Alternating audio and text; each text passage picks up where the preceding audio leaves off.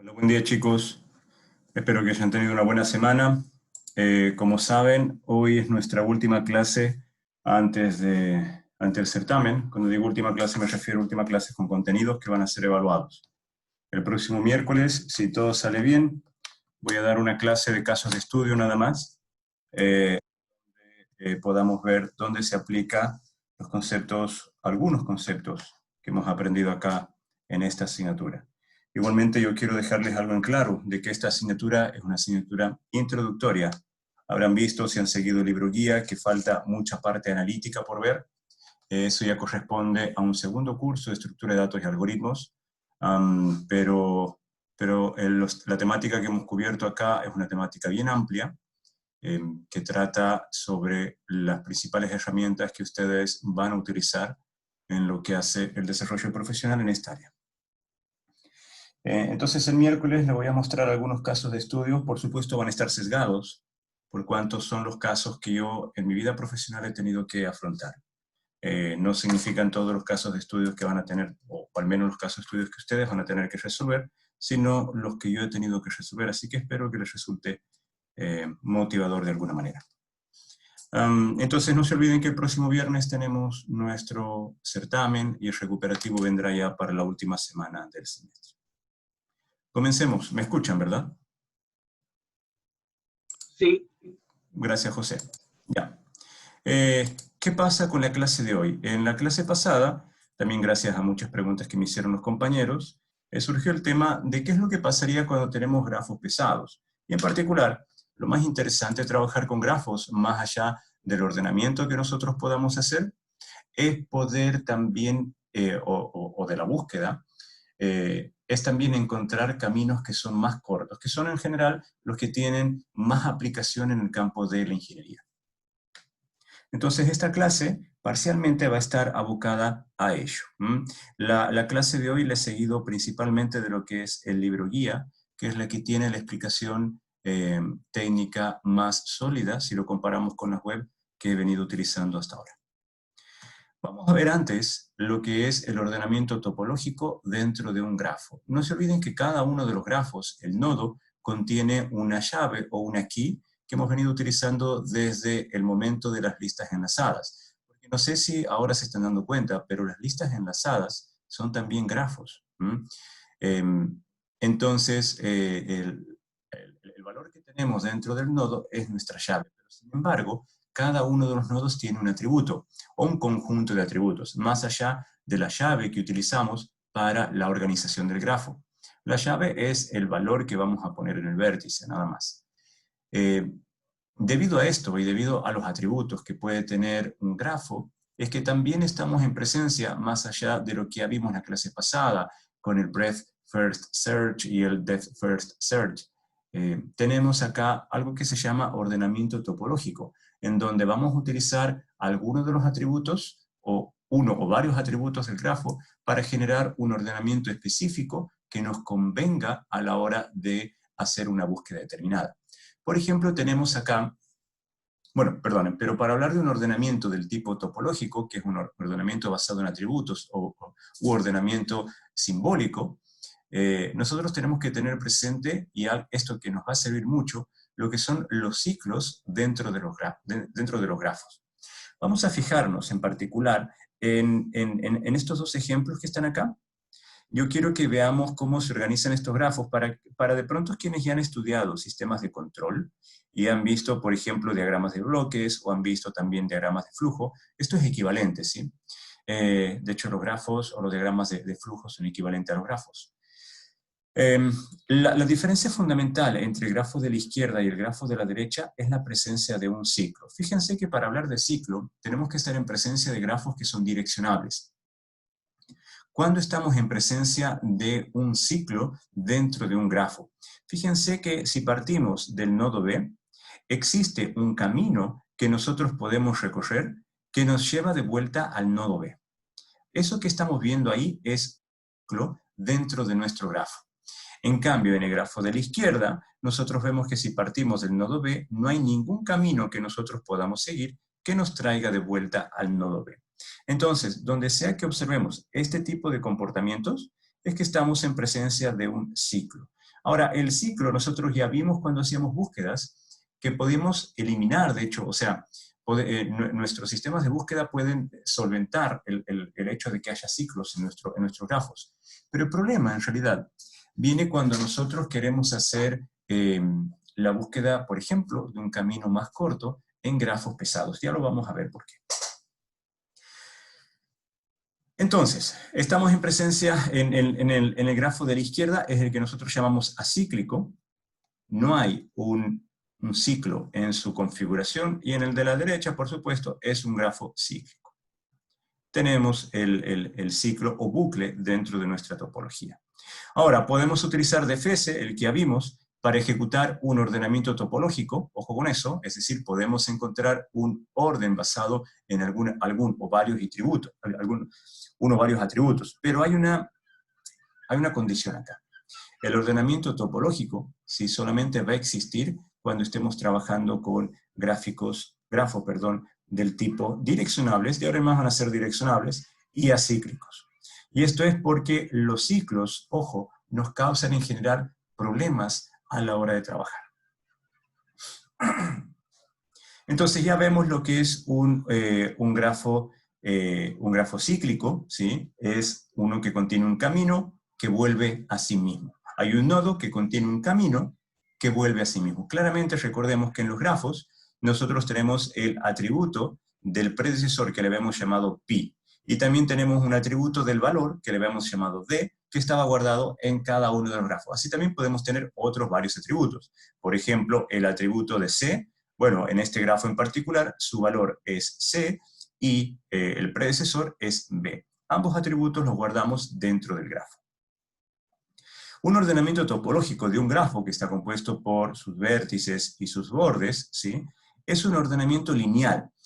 Decimos lineal porque no hay bucles. Si hubieran bucles, estamos en presencia de una no linealidad, ¿sí? Entonces, el hecho de que podamos aplicar ordenamiento topológico a grafos sin ciclos nos permite tener entonces un ordenamiento del tipo lineal, que le dicen, de todos sus vértices.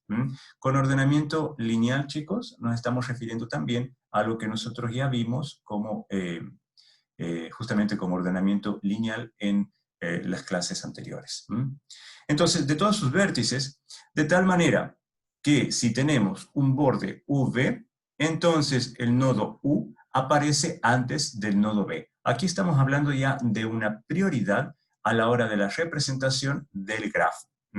Generalmente los grafos se utilizan, chicos, al menos el ordenamiento topológico, lo utilizamos, por ejemplo, para la representación de estructuras comportamentales. Las estructuras comportamentales son aquellas topologías en cuyos grafos, cuyos nodos, están compuestos de acciones o están compuestos de eventos. Por ejemplo, básicamente, una máquina de estado finito.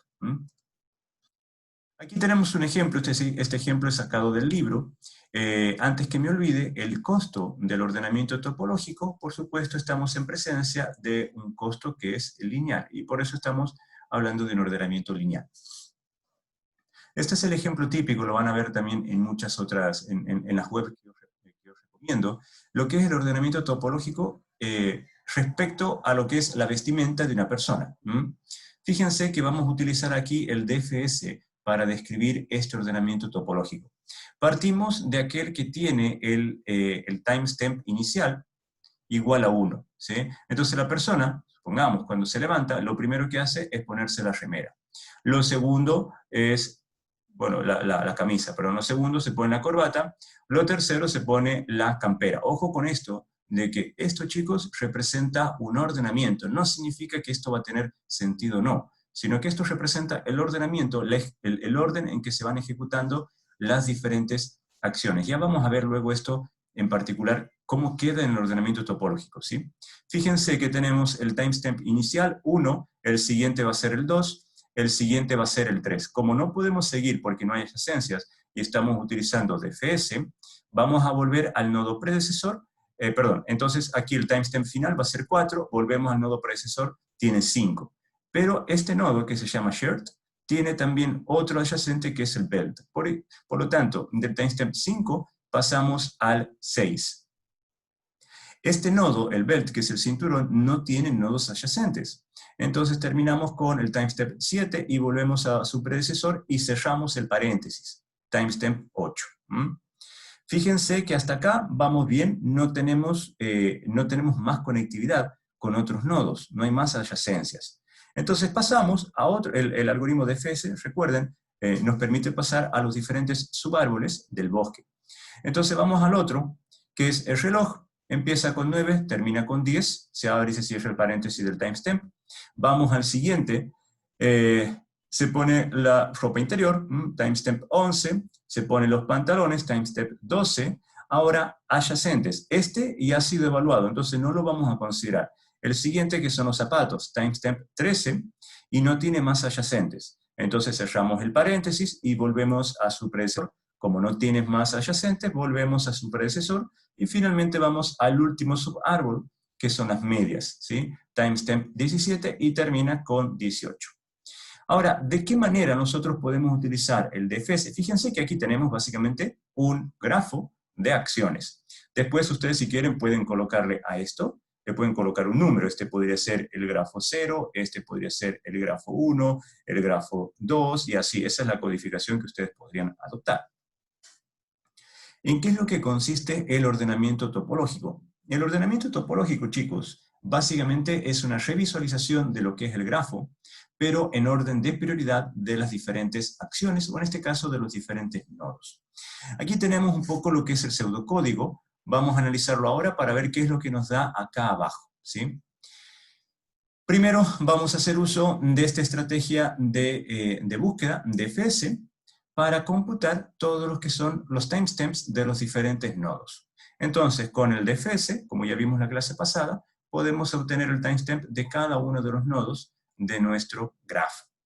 Luego, vamos a utilizar una lista enlazada en donde a cada vértice que se cierra, esto es, cada vértice que ya hemos cerrado su visita y hemos cerrado el paréntesis, lo vamos a colocar al inicio de una lista enlazada. Y luego vamos a volver con la lista enlazada con todos los vértices. ¿Esto de qué se trataría? Fíjense, cuando nosotros vamos a ver, el ordenamiento que estamos pidiendo, en este caso, es un ordenamiento que tiene que ver con el timestamp. Entonces, vamos a ir, fíjense, de izquierda a derecha, en donde vamos a tener que el costo de inicio, por ejemplo, vamos a ir, a ver, en estricto rigor, el costo final, el costo de cierre, va a ser el mayor de izquierda a derecha. Entonces vamos a ir por el último elemento en cerrarse, tiene el timestamp, el paréntesis más grande, digamos, que es el de las medias, el último en hacerse, que está acá, que va a constituir, a pesar de eso, el primero en ser realizado. No se olviden que vamos ordenando desde el inicio de la lista. Entonces, básicamente es como si fuera que estuviéramos haciendo acá el primero en entrar, una estructura LIFO, el último en entrar, el primero en salir, algo así. Entonces tenemos primero las medias, que tienen el timestamp superior, luego viene, bueno, la ropa interior, luego vienen los pantalones, y luego vienen los zapatos, ¿sí? Claro, ahí podemos empezar a decir si vale la pena, si están así o no, cada uno puede tener su forma de hacerlo. Luego se pone el reloj, fíjense que queda solito, este es un subárbol, acá tenemos otro subárbol, y acá tenemos otro subárbol. Y luego empieza con la camisa, el cinturón, la corbata, y finalmente la chaqueta o saco. Entonces vamos en orden decreciente del timestamp que cierra nuestro paréntesis. Y esa es la forma que va a tener cuando decimos que un vértice ha finalizado, es por eso. Ahora, lo interesante es que si nos fijamos, si nosotros empezamos el análisis desde acá, el primer vértice en finalizar es este. Y es por eso que va a ir a su parte más a la derecha. El segundo vértice en finalizar es la corbata, por eso va a venir para acá. El tercer vértice en finalizar es acá, el cinturón. Y el cinturón va a ir para este lado, y así, chicos. Y luego vamos a ir con la camisa, y es por eso que si decimos que vamos siempre a colocar el vértice que se finaliza a la izquierda, vamos a tener el ordenamiento del paréntesis, del timestamp, en este sentido. Entonces fíjense que hemos llegado a un ordenamiento topológico, en este caso, que tiene que ver con los timestamps, y en donde podemos tener ya una estructura de las acciones, en donde primero esto representa las acciones que va a seguir, en este caso, la persona. Ahora, esto podría significar, el ordenamiento topológico le podrían ver poco sentido de esta manera, pero les aseguro, chicos, que el ordenamiento topológico, para dar sentido a las acciones o a los comportamientos que se quieren modelar, tiene mucho sentido en neurociencias. Bien, en cuanto al ordenamiento topológico, de nuevo, como ven en el ejemplo anterior que he sacado del libro, hemos utilizado nada más que los paréntesis, el timestamp asociado, para su ordenamiento. Pero pueden existir otros criterios de ordenamiento. Con ordenamiento topológico, chicos, lo que les tiene que quedar claro es que tenemos un atributo o un conjunto de ellos y elegimos la regla que nos permita ordenar. Esa regla no tiene que ser, en este caso de que estamos trabajando con el ordenamiento topológico por cuanto simbólico, no necesita ser creciente o decreciente del valor de las llaves. Si fuera creciente o decreciente, ya no estaríamos en un ordenamiento topológico, sino aritmético. Claro que eso no quita que un ordenamiento aritmético también pueda ser topológico, como en el caso de este ejemplo que lo podemos encontrar en Wikipedia y se reproduce en varias webs. En donde, por ejemplo, podemos hacer un ordenamiento. El primer ejemplo que tenemos acá dice de izquierda a derecha y de arriba hacia abajo. Entonces este es el primero, este es el segundo, este es el tercero, este es el cuarto, este es el quinto, este es el sexto, séptimo y octavo grafo. Y así hacia abajo los diferentes ejemplos que podríamos tener, ¿sí? Entonces claramente que aquí ustedes pueden ver, hacer la combinatoria y ver cuántos tipos de ordenamientos topológicos podemos tener para n grafos. Bien, ordenamientos topológicos, como les dije, no les voy a mostrar el código, es solamente tomar un criterio y según ese criterio trabajar. Puede ser tan complicado como ustedes quieran, como el ejemplo que acabamos de ver acá, o pueden ser cosas más simples, directamente fijándonos en los valores de las llaves. Podría ser un ordenamiento primero de los números impares, de menor a mayor, y luego los números pares de menor a mayor, o lo que ustedes quieran. Los libros que os recomiendo, por supuesto, el libro de cátedra, que es donde saqué el ejemplo, pero también les recomiendo estos tres que están acá. En particular, sobre todo a los estudiantes más orientados al área matemática, les recomiendo acá, donde pueden ver un lindo detalle teórico de cómo se organizan en particular los grafos cíclicos, que son útiles en realidad para lo que nosotros vamos a ver a continuación. ¿Preguntas hasta acá, chicos?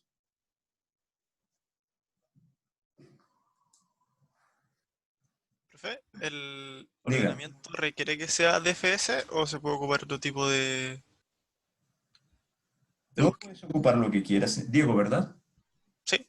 Puedes ocupar lo que quieras en realidad. El ordenamiento topológico lo único que te dice es que al final tienes que llegar a una estructura visual, en este caso si es que lo quieres trabajar de manera visual, de tal manera que el grafo que esté más a la izquierda, como se mostraba en el ejemplo acá, sea el primer grafo, perdón, y este sea el último grafo. Entonces el orden de prioridad vendría a ser por acá.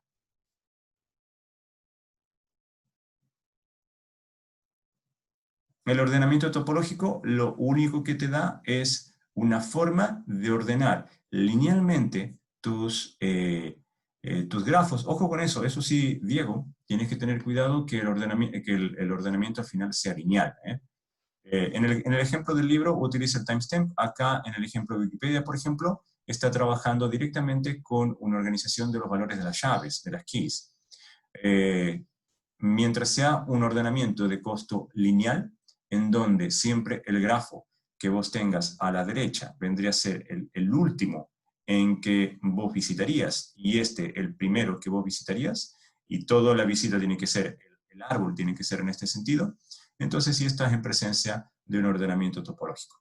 En realidad, el ordenamiento topológico lo único que hace es darte un sentido para que, a ver, los if-else que vos colocas en tu código, si te fijas, tienen que tener un ordenamiento topológico. ¿Cuál es el if que se ejecuta primero? El primero que aparece. Así tengas muchos anidados, el primero que aparece es el que se tiene que ejecutar. Luego se va a ejecutar el segundo, el tercero, el cuarto, el quinto. Y hay un ordenamiento en ese caso, en la ejecución de los if.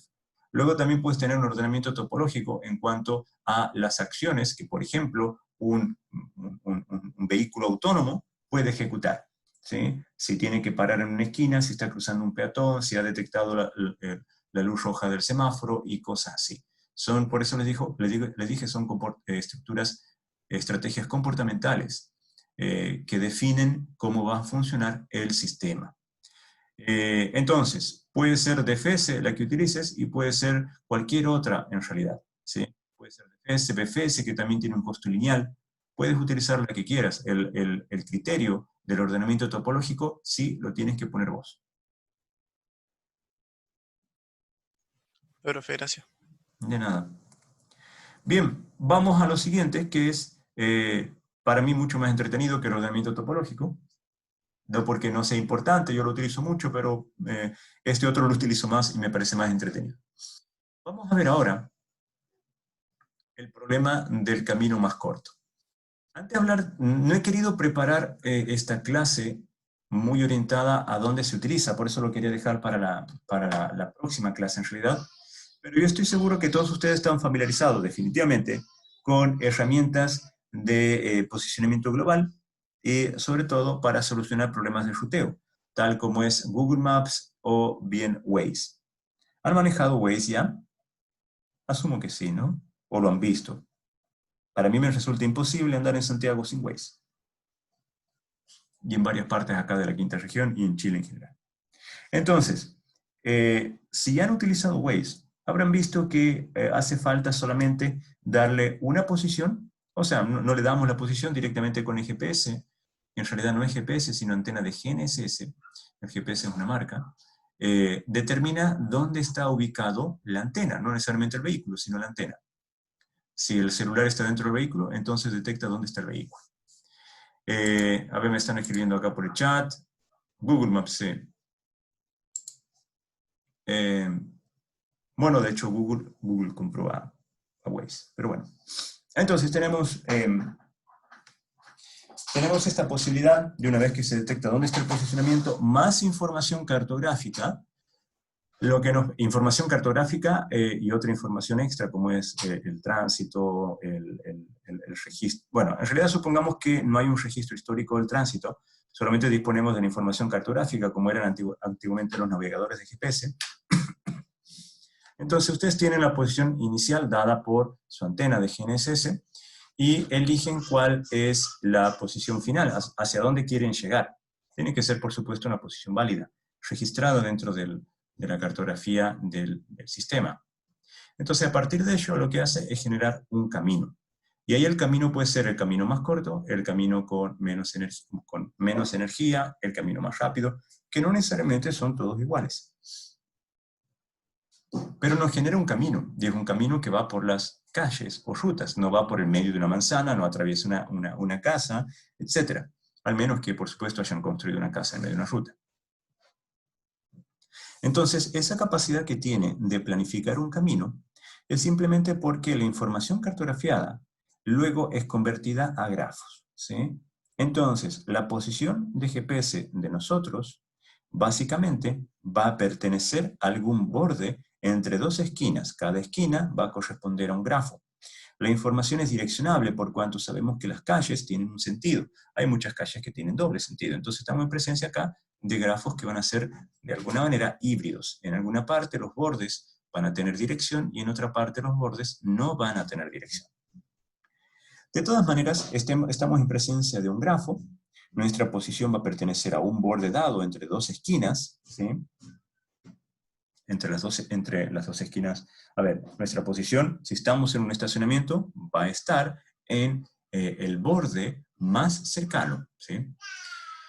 Entonces, una vez que determina dónde estamos y sabe a dónde queremos ir, entonces busca entre los grafos, ¿sí?, cuál es el camino más corto, atendiendo, por ejemplo, a la distancia, a las direcciones, a la energía, al tiempo, etc.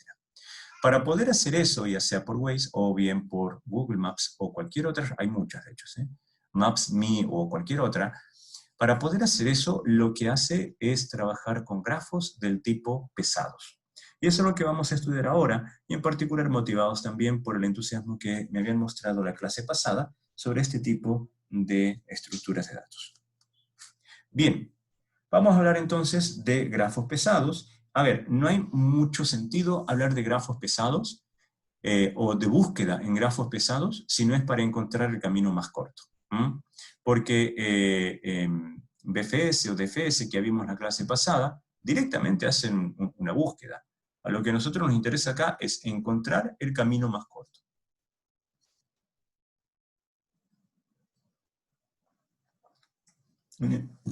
Perdón, en el otro caso no nos interesaba tanto, porque los costos de los bordes eran siempre 1. Acá no, el costo del borde va a ser otro valor. Entonces, estamos en presencia de grafos que van a ser grafos pesados. Partamos por ahí. La diferencia de los grafos pesados siguen siendo, la definición de los grafos sigue siendo la misma. Un conjunto de vértices más bordes, ¿sí? Nada más que ahora vamos a tener un peso. La función peso la vamos a definir en el dominio de los bordes hacia los reales. Significa que vamos a tener un valor real que corresponde al peso de atravesar entre un nodo que vamos a llamar U a un nodo B.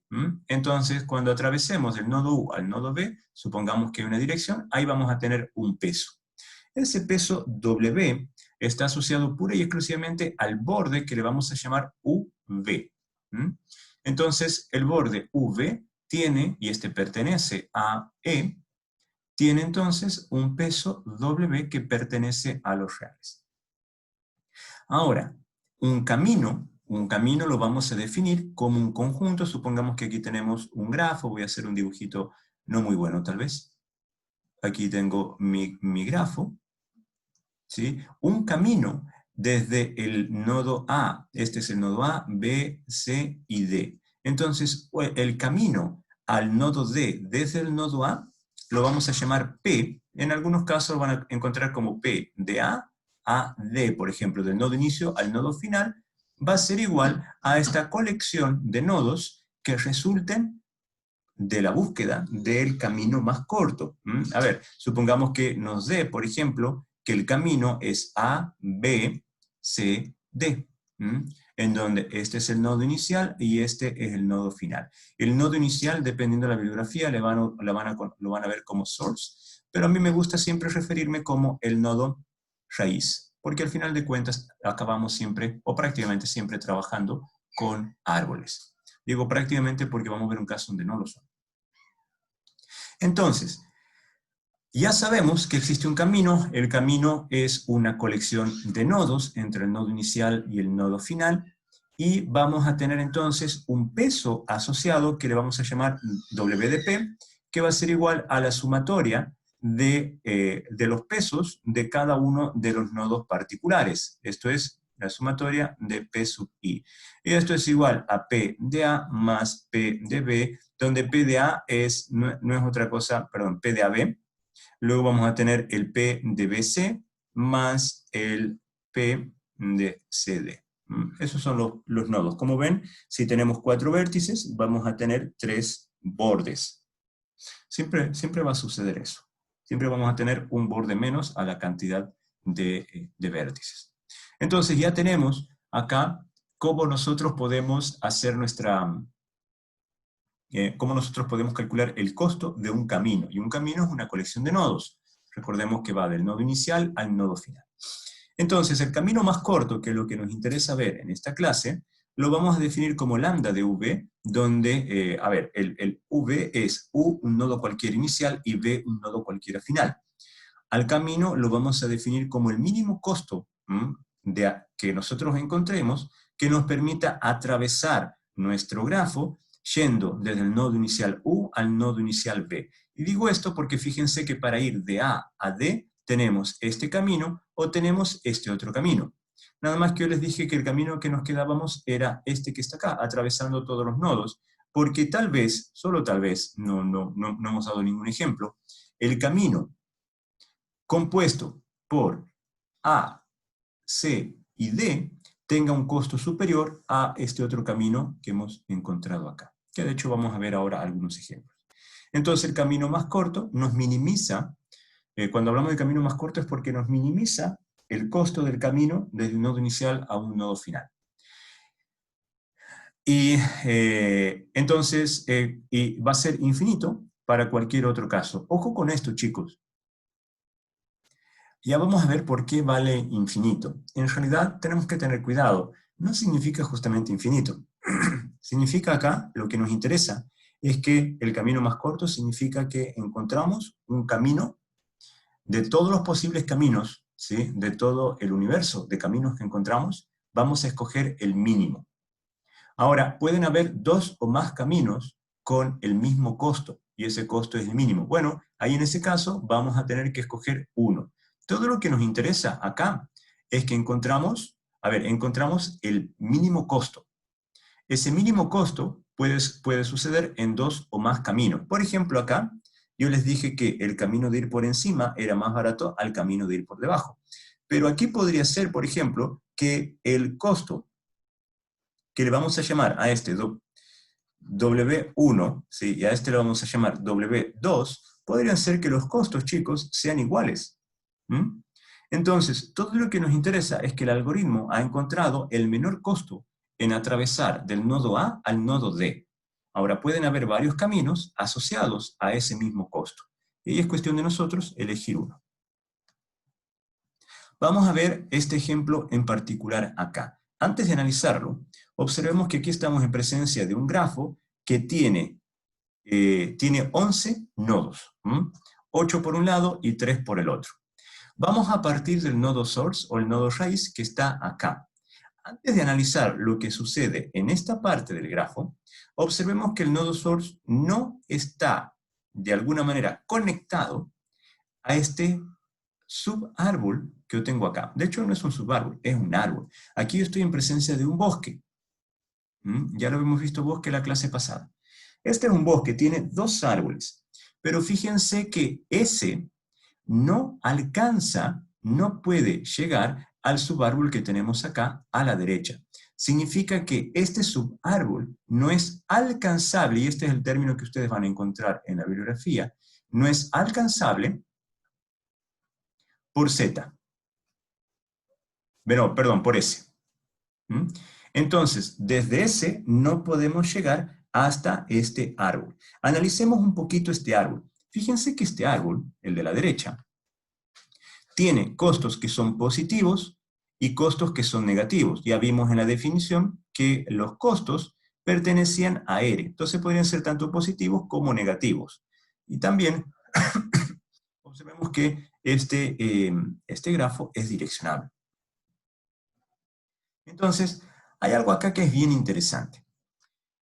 Fíjense que como el nodo H, que tenemos acá, el nodo I y el nodo J, no son alcanzables por S, nosotros no podemos asignarle un costo a estos nodos. Observen, por ejemplo, aquí voy a hacerlo solamente para este caso.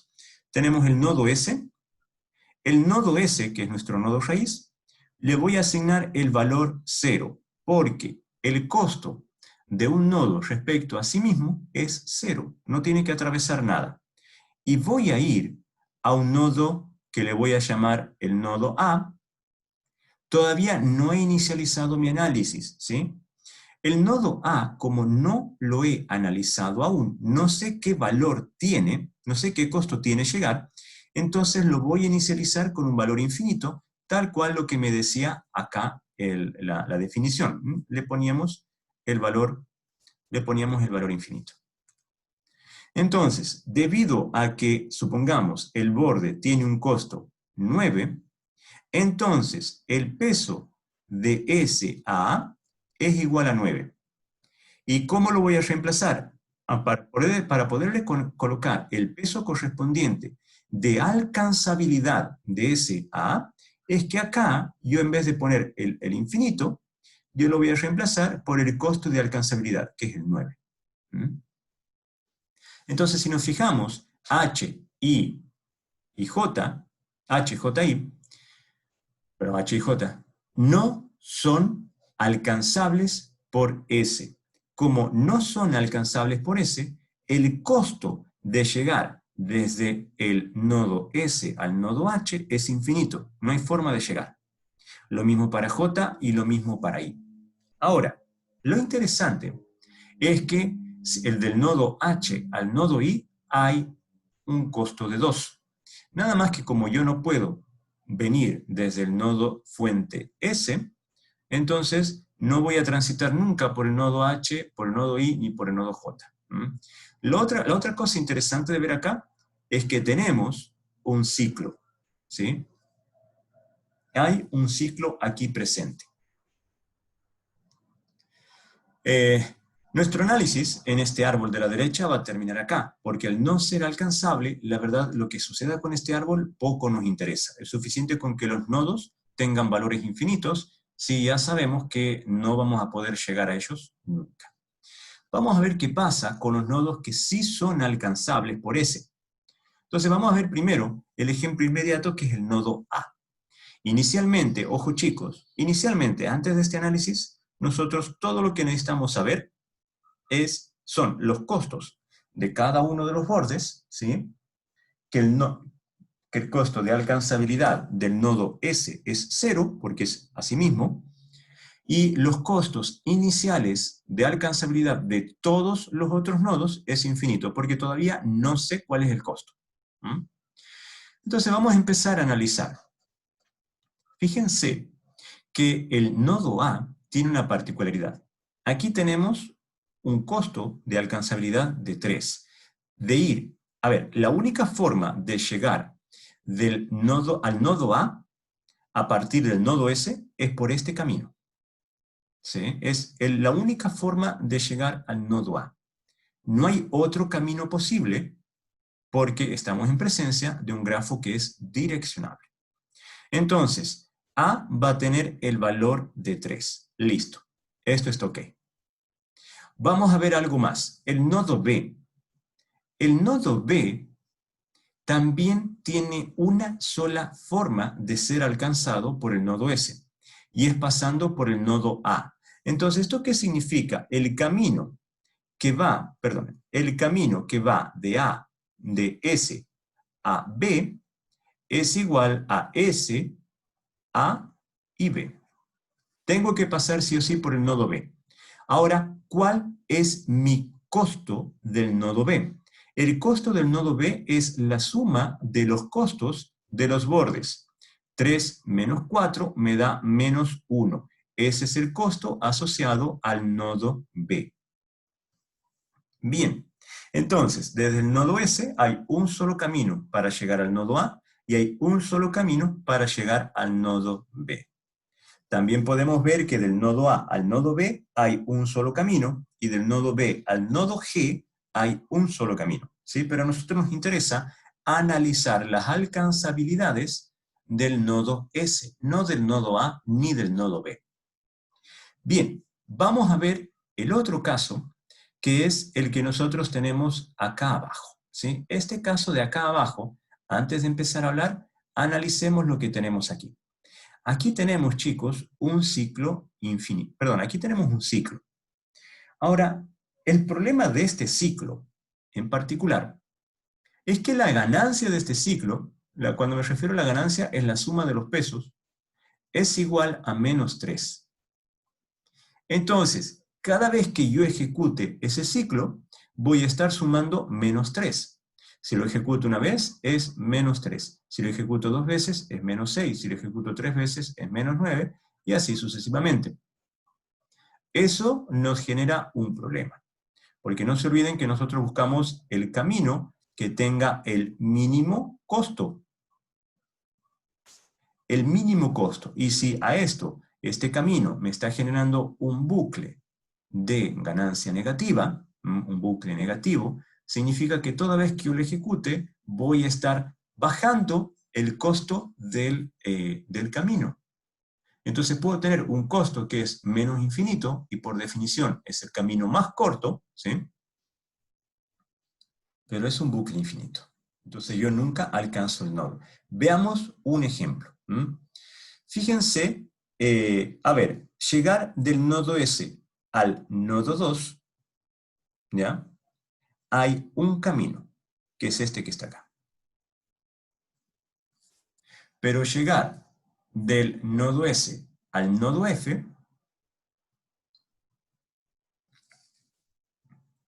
observen ustedes que hay infinitos caminos.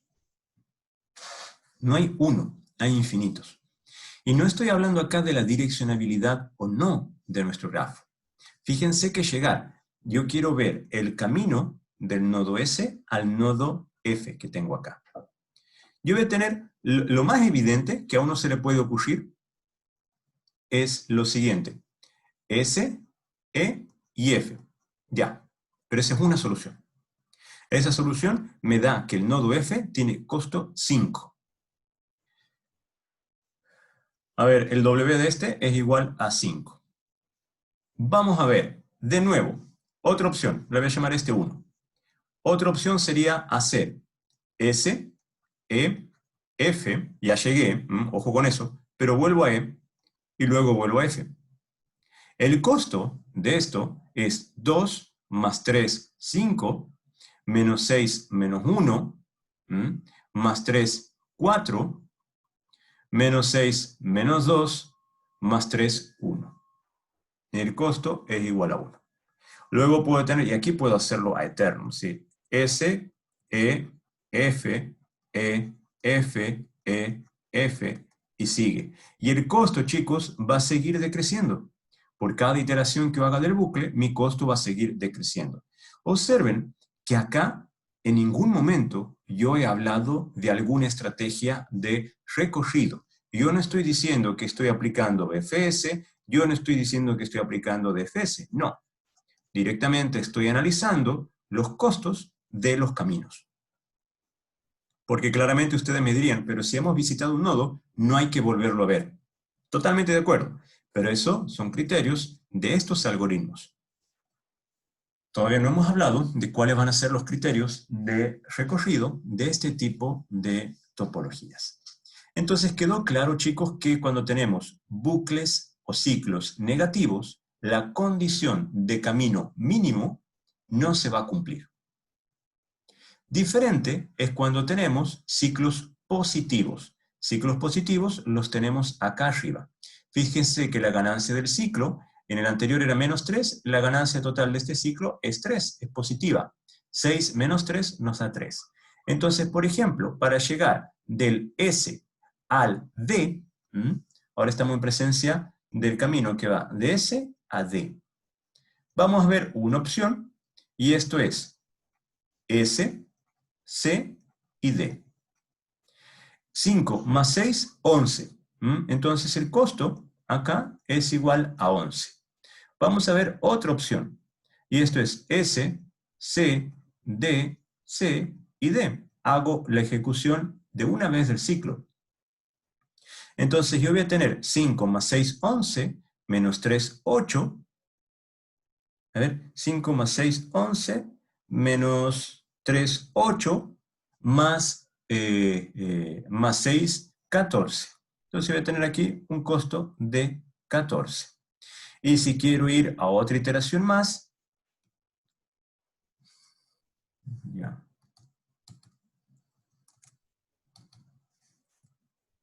Si quiero ir a otra iteración más, donde yo haga más recorridos, del ciclo, en realidad lo que logro, chicos, es que omega crezca. Entonces, cuando yo tengo ciclos positivos, el valor de mi camino por cada vez que yo ejecuto un ciclo va aumentando. El hecho de que el valor del camino aumente no corre riesgos a la hora de encontrar el camino más corto, porque el camino más corto va a seguir siendo el de menor costo. El problema es cuando el costo tiende a menos infinito, no cuando el costo tiende a más infinito. Si el costo tiende a más infinito, o el camino es inalcanzable, y de hecho no existe, ¿sí? Bueno, no hay un O. El camino tiende a un costo más infinito y es inalcanzable, y punto. Entonces, eso no me causa problema porque no contradice lo que yo acabo de postular como lo que es el camino más corto. El problema es cuando tengo los ciclos de ganancia negativa. ¿Dudas hasta ahí? ¿Me van siguiendo? Sí, Profe, eh, lo Sí. único que me cuesta como un poco, o sea, pensar en un ejemplo es en cómo sería un trabajo negativo. O sea, en la práctica, ¿usted alguna vez ha tenido que ocupar un trabajo negativo? Y O sí, sea, ¿qué representa? un costo negativo, sí, definitivamente, es una penalización. Es una penalización, es cuando vos tienes que volver sobre tu camino, por ejemplo, el mismo Waze. Un costo negativo es cuando vos tienes que dar la vuelta a una manzana, ¿sí? Haber hecho el giro de los 360 grados, y el costo negativo es, por ejemplo, la energía. Si vos quieres encontrar el camino más corto entre dos puntos cualesquiera dentro de una ciudad, perdón, el camino de menos energía, o el camino más corto, de hecho, y que al final tengas que tomar un desvío, ¿m? En una actualización de tu camino, ahí tienes una penalización. Generalmente los costos negativos que vos pones entre bordes, en los bordes, es cuando vos quieres penalizar de que hayas elegido este camino y no otro. O lo mismo, si lo quieres ver desde un punto de vista más físico, imagínate que estás trabajando con energía potencial. ¿Mm? Cada vez que el cuerpo baja, tienes energía negativa, y cada vez que el cuerpo sube la energía positiva.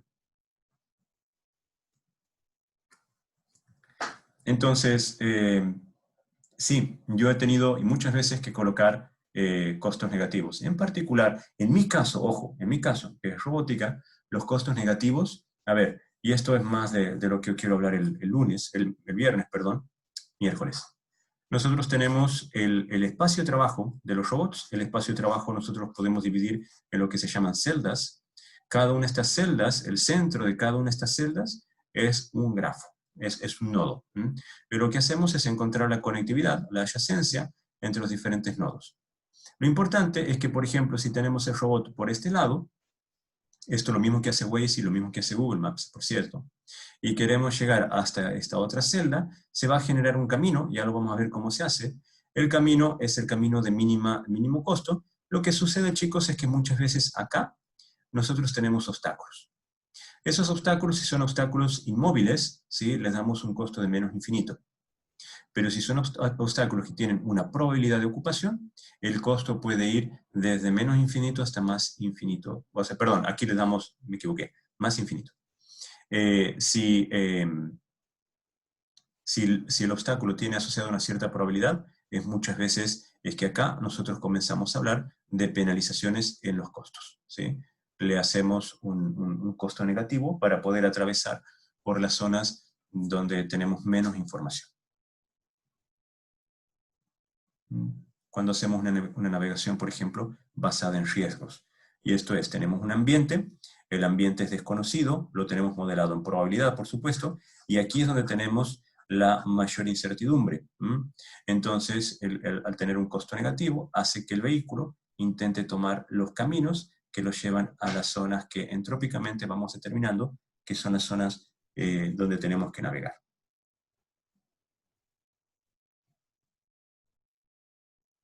Eso. O sea, los casos de estudio, Diego, pensaba ya verlos eh, el próximo miércoles. Pero sí se utilizan los costos negativos muchas veces. Bien, ahora sí vamos a hablar estrictamente de lo que nos compete. Cuando estamos en presencia de la búsqueda del camino más corto, un grafo no puede tener ciclos negativos. Pueden haber costos negativos, sí, pero no puede tener ciclos negativos. Lo ideal es que tampoco tenga ciclos positivos. El problema de tener un ciclo positivo es que si nosotros tenemos, lo voy a graficar acá, esto es simple, si tenemos una estructura, supongamos, de esta naturaleza, en donde esta es la dirección que tenemos, uno tendería a pensar de que si estamos en presencia de esto, ¿por qué no directamente hacemos un bypass de acá hacia acá? Y nos evitamos todo el ciclo que tenemos acá. El problema, chicos, es que cuando en un grafo tenemos un ciclo positivo y hacemos la búsqueda del camino más corto, nuestro algoritmo ya incluye a ese ciclo positivo en la búsqueda. Entonces, si nosotros eliminamos todo el ciclo positivo, que en realidad no lo necesitamos al ciclo, pero si lo eliminamos, nuestro camino otrora encontrado ya no garantiza que sea el camino más corto. Entonces, si ya hemos encontrado un camino y decidimos eliminar el ciclo positivo, ese camino que encontramos no garantiza que sea el camino más corto. Lo que sí podemos hacer es, en cualquier topología de grafos, podemos remover sin pérdida de generalidad todo ciclo que tenga peso cero. Y cuando hablo peso cero, es la suma de todos los pesos de los bordes que hacen al ciclo. Entonces, no va a afectar a la minimización que estamos buscando. En particular, cuando nosotros queremos hacer búsquedas del camino más corto, básicamente si tenemos B vértices, nos vamos a fijar en los B-1 bordes que hayan.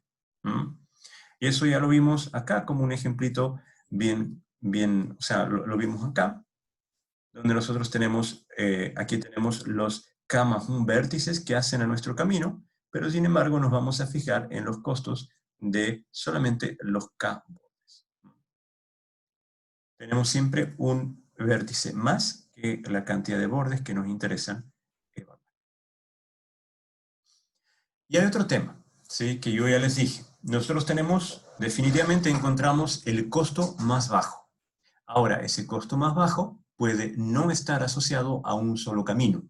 Nada nos garantiza de que el camino encontrado sea único. Vamos a ver un ejemplo acá, ¿sí? Tenemos primero estos grafos acá, estos grafos ya están pesados, ¿sí? Lo que quiero que hagamos es encontrar cuáles son los costos. Y fíjense, de ir del nodo S a llegar al nodo X, el costo es 9. Fíjense que el costo del nodo es el costo del camino desde el nodo fuente o el nodo raíz hasta el mismo nodo. Es 9, pero fíjense que el costo del nodo Z es 11. Claramente, el camino que tenemos, el camino más corto del nodo S al nodo X, está por acá. El camino más corto del nodo S al nodo Z lo hemos encontrado por acá. Pero, sin embargo, si nosotros seguimos iterando el algoritmo que a posteriori vamos a implementar, podemos ver que pueden existir otros caminos. Por ejemplo, son caminos que pasan por más nodos. Pero el costo, cuando hablamos del camino más corto, nos referimos no al camino con menos nodos, sino nos referimos al camino con menos peso.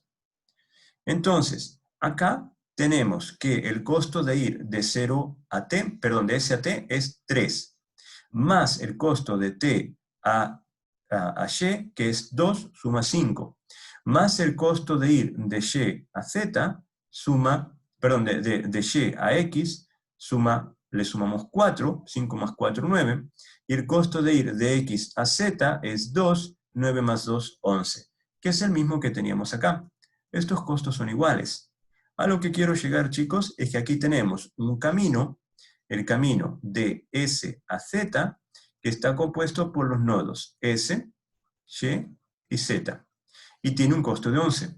Y el camino de S a Z acá está compuesto por los nodos S, T, Y, X y Z, y tiene el mismo costo.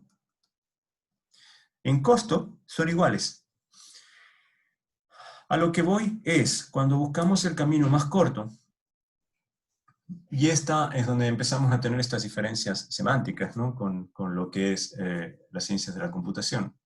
El camino más corto es el camino de menos peso, no es el camino con menos nodos, ¿sí?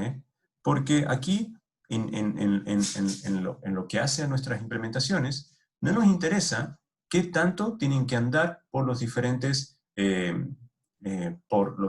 nodos o por los diferentes lugares de memoria, etc. Lo que nos interesa es por ejemplo, cuánta energía perdemos o cuánto tiempo perdemos. No nos interesa qué tan lejos viaje la información. Lo que nos interesa es cuánto nos cuesta la implementación. Y es por eso que cuando hablamos del camino más corto, en realidad estamos hablando del camino que minimiza un costo determinado. El costo que ponemos acá es el costo de cada uno de los bordes. No insisto, no es la cantidad de nodos ni la cantidad de bordes que vamos a atravesar, sino es el costo que ellos representan. Y es por eso que puede suceder de que el camino, el costo, el menor costo que encontremos, tenga uno o más caminos asociados. Y como no estamos trabajando con ciclos, entonces podemos estar seguros que no van a ser infinitas posibilidades. Bien, vamos a pasar ahora a las técnicas de implementación de la búsqueda de los caminos más cortos.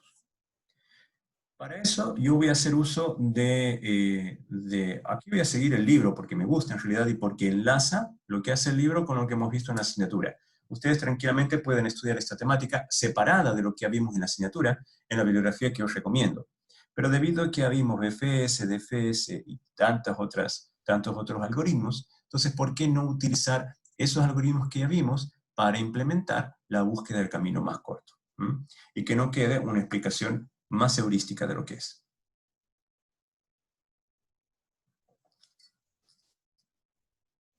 Para poder hacer eso, nosotros necesitamos antes definir un poco cómo vamos a trabajar con los costos. Y para eso hay una cuestión que se llama técnicas de relajación de pesos, que lo pueden encontrar tanto en la bibliografía como también en cualquier bibliografía que ustedes sigan. Lo llaman las técnicas de relajación de los pesos de los grafos. Primero lo que tenemos que tener claro, chicos, es que cuando nosotros queremos encontrar el camino más corto, nosotros lo que ya sabemos es el costo que hay en los bordes. No sabemos el costo asociado a cada nodo, sabemos los costos de los bordes, los pesos de los bordes. Entonces tenemos que inicializar cuáles son los costos que va a tener cada nodo. Para ello, el atributo costo de todos nuestros nodos lo vamos a inicializar con infinito, y también vamos a utilizar el atributo del predecesor, lo vamos a poner al null. Y una cosa más, el peso del nodo fuente o nodo raíz lo vamos a dejar en 0. Entonces, con el nodo que nosotros tenemos, con el grafo que tenemos en el universo de nodos, lo vamos a dejar a todos inicializados. Todos. Todos tienen el puntero al predecesor puesto en el null, y también tenemos que el valor, el atributo valor, es infinito, excepto en el nodo raíz o en el nodo fuente. Ahora, ¿cuál es esta es la inicialización, ¿sí? Listo. Esto lo hacemos una vez. ¿Cuál es la técnica de relajación que es la que nosotros vamos a implementar? Esta no es otra cosa que la regla de costos que nosotros buscamos implementar en nuestro algoritmo. Vamos a ver cómo funciona. Tenemos el nodo U y tenemos el nodo B. Entonces nosotros queremos ir de U hasta B. Aquí tenemos U y aquí tenemos B. Lo que nosotros ya sabemos es U de D, el valor, y tenemos el B de D. Conocemos los valores, en este caso, de cada uno de los nodos. Ojo, si todavía no hemos dado un valor definido a los nodos, entonces valen infinito, pero existe un valor asociado. Entonces, la técnica de relajación, chicos, que esta es la que va a variar con los diferentes approaches que hay en el trabajo de grafos con peso, es la siguiente. Si el valor que tenemos guardado en el nodo B es mayor al valor que tenemos en el nodo U, más el costo del borde, este acá es el costo del borde. No se olviden que el valor del nodo es acumulado, es el costo de atravesar desde el nodo fuente o raíz hasta en este caso, hasta el nodo B. Entonces, el nodo U tiene ya un valor correspondiente a un costo de alcanzabilidad desde S hasta U. Y este es el costo desde U hasta B. Entonces, si el valor que ya tenemos guardado en el nodo B es mayor al costo desde S a U más el costo de U a B, vamos a reemplazar el valor que tenemos en B por este nuevo valor. Y vamos a cambiar el puntero predecesor para que apunte directamente a U. Lo que sucede, chicos, es que nosotros actualizamos los valores. Fíjense en este ejemplo que está acá. Tenemos el costo del nodo U es 5. Aquí tenemos un S a lo lejos y hasta ahí. De llegar de S a U, el costo, W, es igual a 5, que es el que tenemos guardado ahí. Ahora, el costo de B, que ya lo tenemos guardado, por algún otro camino, es 9. Pero fíjense que 5 más 2, 7, es menor a 9. Por lo tanto, vamos a actualizar el valor de B. Pero no solamente el valor, sino también actualizamos el puntero al nodo predecesor. Porque no se olviden que acá lo que estamos haciendo es generar un árbol. ¿Mm? Ahora, sí, solamente si es mayor. En este otro ejemplo, vemos que los valores son iguales. Perdón, tenemos un valor de B que es 6, pero 5 más 2 es 7. Como el valor que ya tenemos en B es menor a esto, significa que llegar al nodo B partiendo del nodo U es más costoso. Seguramente a B estamos llegando desde cualquier otro nodo. Pero ir al nodo B a través del nodo U resulta caro. Entonces, lo descartamos a ese posible camino, no lo actualizamos. Esa es la técnica de relajación. Esa técnica de relajación, chicos, como ven, acá da lugar, en este caso particular, da lugar a mucha innovación. Una cosa que es interesante de ver es que esto es causal, en el sentido de que nosotros, aquí, este valor que tenemos en esta suma, es el valor acumulado de todos los nodos ya visitados. ¿Mm? No es de los nodos por visitar. Y acá tenemos el costo actual. Estos son los costos pasados y este es el costo actual. Entonces, lo interesante es que estamos en presencia de una propuesta que es causal. Digo esto porque hay otras propuestas que se lo dejo de lectura adicional, por ejemplo, la estrategia a asterisco.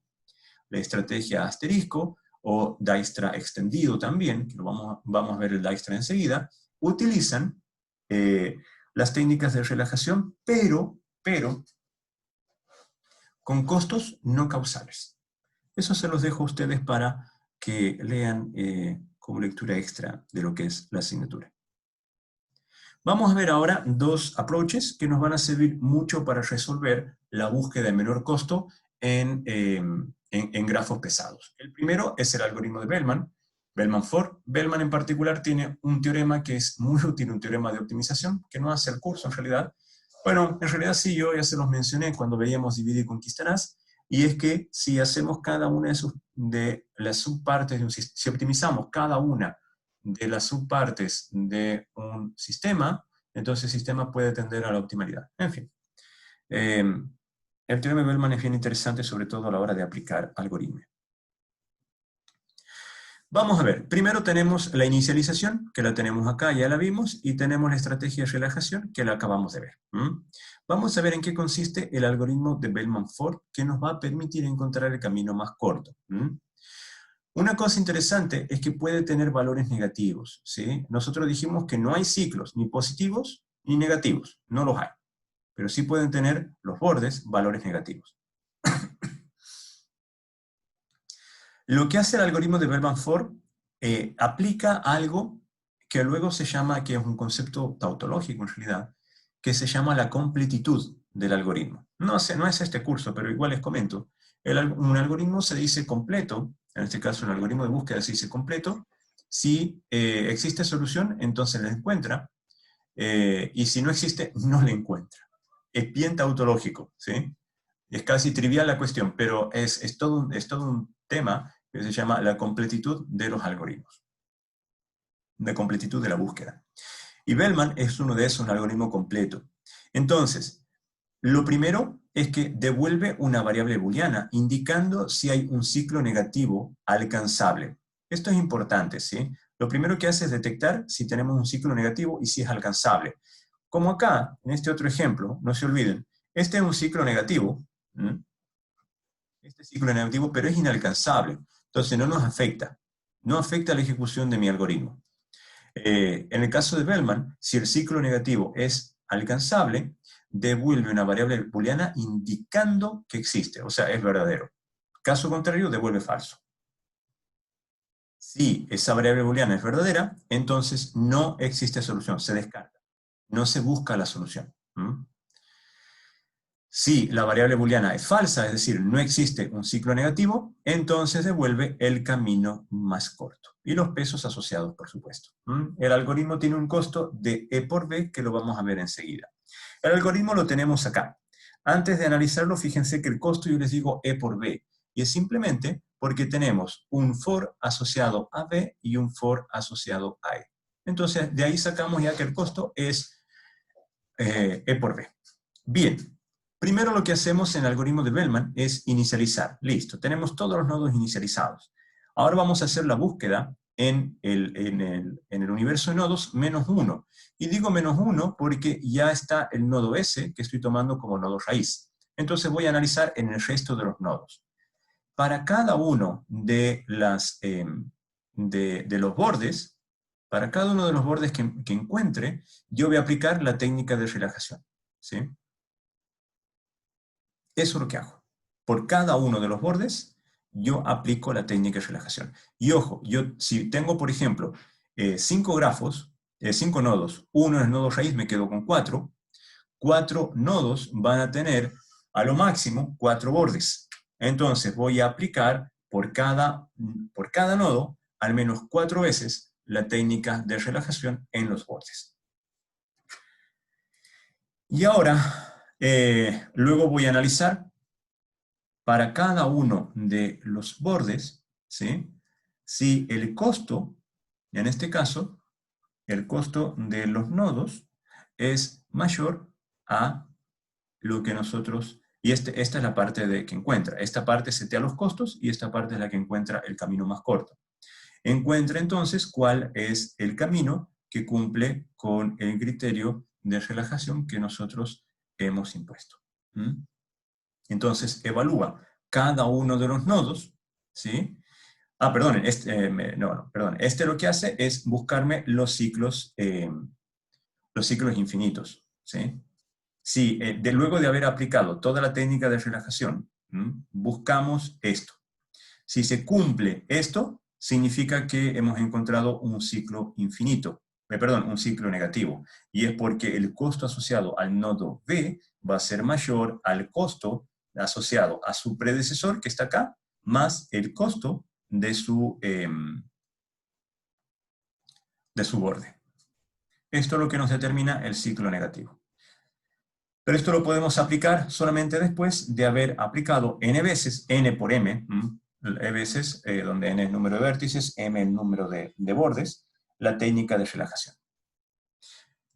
¿Cómo funciona? Veamos un ejemplito. Chicos, ¿me van siguiendo hasta acá? Sí. Bien, veamos un ejemplo. Acá tenemos la inicialización.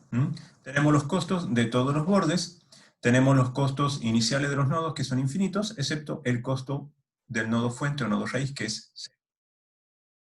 Ahora sí empezamos a aplicar las técnicas aquí, desde el punto B en adelante, empezamos a aplicar la relajación a todos los nodos. Fíjense que en este caso, el camino del nodo S al nodo T es único, y el camino del nodo S al nodo Y es único.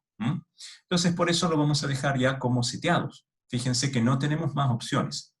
Entonces, el camino del nodo, el peso del nodo T es 6, y ese va a permanecer.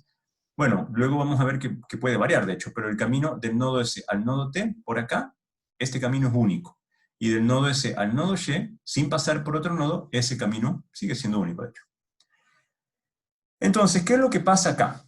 Fíjense, el peso del nodo T es 6 y el peso del nodo Y es 7. Listo. Vamos ahora a evaluar el resto de los pesos de los otros nodos. El peso del nodo X, fíjense, inicialmente es infinito. Ahora, aquí yo lo voy a hacer más iterativamente, más de lo que está mostrado en este ejemplo, ¿sí? Inicialmente yo voy a ir anotando acá, W de X es igual a infinito. Bien, luego de haber iterado una vez, nosotros vemos que el W de X, por ejemplo, esto es 6 más 5, 11. Entonces aquí tenemos W de X es igual a 11. Bien, no se olviden que esto nos detecta bucles negativos, ¿sí? Acá, por ejemplo, tenemos un bucle, no sé si ustedes lo ven acá, pero ese bucle es positivo. El algoritmo de Bellman nos determina los bucles negativos, no los bucles positivos. Bien, esa es como una primera iteración. Fíjense qué otra forma de llegar a X. Tenemos otros caminos que nos permiten llegar a X. Ya hemos evaluado el nodo T y el nodo Y que es adyacente al nodo S. Del nodo T, el nodo T y el nodo Y, bien, adyacentes al nodo S. Ahora vamos a ver qué pasa con el nodo Y con respecto a X. El camino del nodo S al nodo Y es 7, pero del nodo Y al nodo X es 9, porque es 7 más 2, 9. Entonces W de X lo vamos a actualizar con este nuevo valor que es 9. 7 más 2, 9.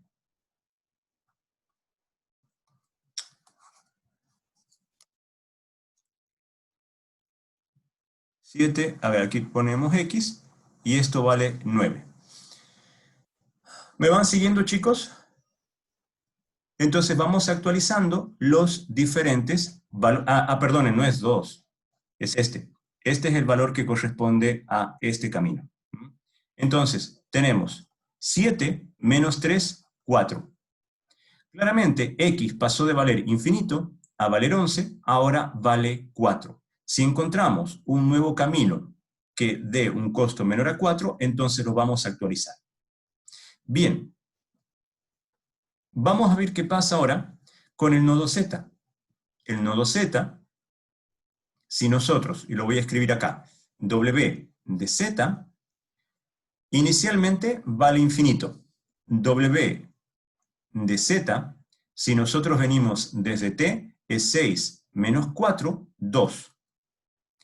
W de Z, si nosotros venimos desde Y, es 7 más 9, 16. No lo vamos a tomar. Y W de Z, ¿qué otra opción más tenemos? No tenemos ninguna más. O venimos desde Y o venimos desde T. Entonces nos quedamos con este valor.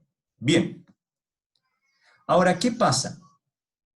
Fíjense, cuando volvemos a implementar la relajación de pesos, nosotros tenemos que el valor de T puede cambiar. Porque fíjense que W de X es igual a 4. Si nosotros vamos de X a T, T inicialmente vale 6, llegando desde S. Y esto quiero decir lo siguiente. El camino desde S a T, que está conformado solamente por los nodos S y T, me dan un valor W de 6. Bien, pero ahora yo puedo tener este otro, un camino de S a T, pero que haga el siguiente trayecto. Fíjense, va de S a Y, a X, y ahora sí a T. Ahora, X vale 4, 4 menos 2, 2. Por lo tanto, W de T es igual a 2. Entonces lo hemos minimizado. Ahora, esto que yo estoy caricaturizando acá, tengan en cuenta, chicos, que lo tenemos que implementar, fíjense, en el algoritmo. Por cada vértice, aplicamos la relajación a todos los bordes. Yo acá, por supuesto, no he ido aplicando la relajación a todos los bordes, a todos los nodos, ¿sí? Sino en algunos específicos.